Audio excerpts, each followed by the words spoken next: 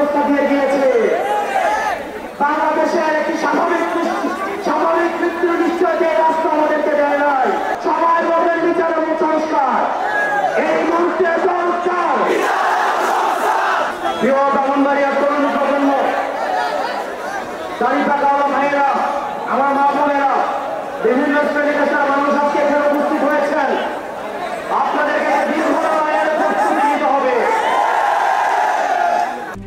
RICL TMX, যুগের পর যুগ স্থাপনা থাকে মজবুত। আপনাদেরকে সচেতন থাকতে হবে, সতর্ক থাকতে হবে। আপনারা দেখেছেন মাইলস্টোনে যখন আকাঙ্ক্ষিত ঘটনাটি ঘটেছে, আমরা ভেবেছিলাম ফেসিবাদের পতন হয়েছে, কিন্তু আমরা দেখতে পেলাম মাইলস্টোনের ঘটনাকে পুঁজি করে আবার আওয়ামী লীগ পুনর্গঠিত হচ্ছে। প্রিয় ব্রাহ্মণবাড়িয়াবাসী, আমাদের ফেসিবাদ বিরোধী প্রত্যেকটি রাজনৈতিক দলকে আহ্বান করব,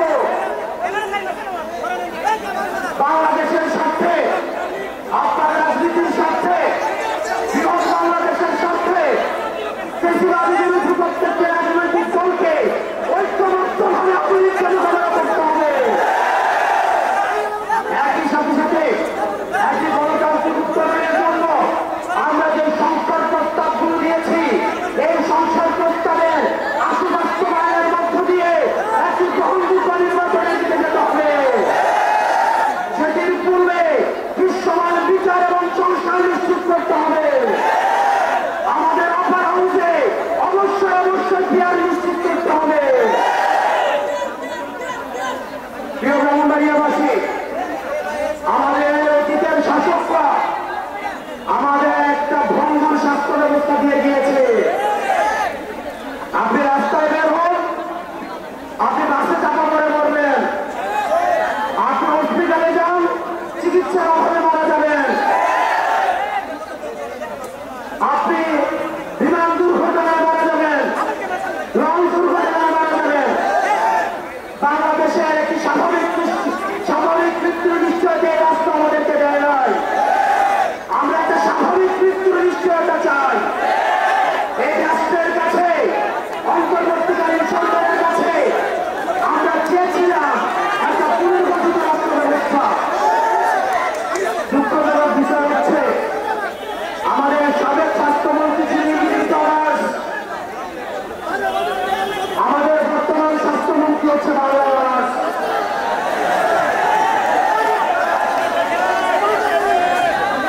অন্তর্বর্তীকালীন স্বাস্থ্য ব্যবস্থা কোনো ট্রায়ালে নেওয়ার কথা ছিল না।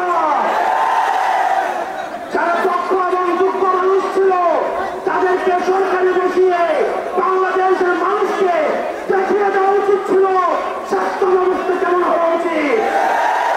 অত্যন্ত পরিতাপের বিষয়, আমরা দেখেছি একটা ভঙ্গুর স্বাস্থ্য ব্যবস্থা, একটা অযোগ্য স্বাস্থ্য উপদেষ্টাকে দিয়ে এই স্বাস্থ্য ব্যবস্থা পরিচালনা করতে হবে।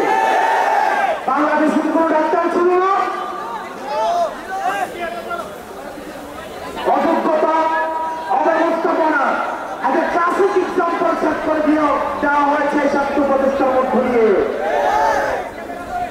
আমরা একটা ভালো শিক্ষাখাত চেয়েছিলাম, একটা ভালো নির্বাচন ব্যবস্থা চেয়েছিলাম, আমরা একটা রাষ্ট্র ব্যবস্থা চেয়েছিলাম।